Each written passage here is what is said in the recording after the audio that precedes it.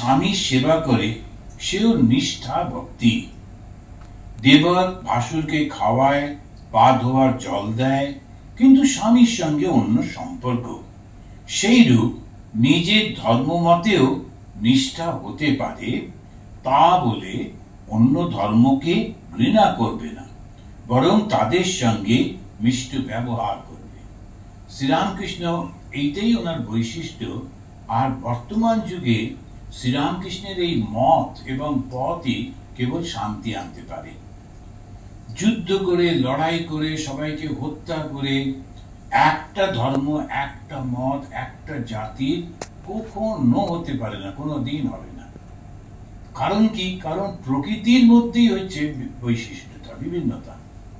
আমরা যদি প্রকৃতির দিকে তাকাই, কত বিভিন্ন রকমের পোকামাকড়ে যদি দেখেন, লক্ষ লক্ষ রকম।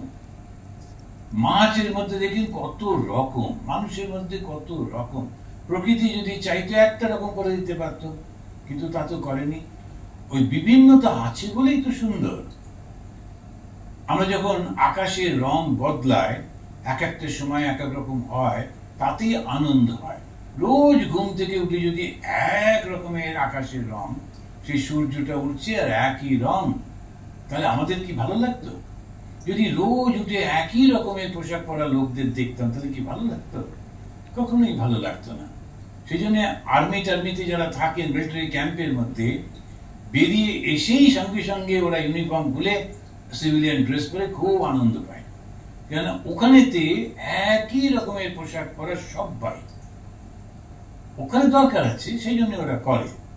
কিন্তু সেটা খুব আনন্দের নয়। আনন্দের হচ্ছে বিভিন্নতা।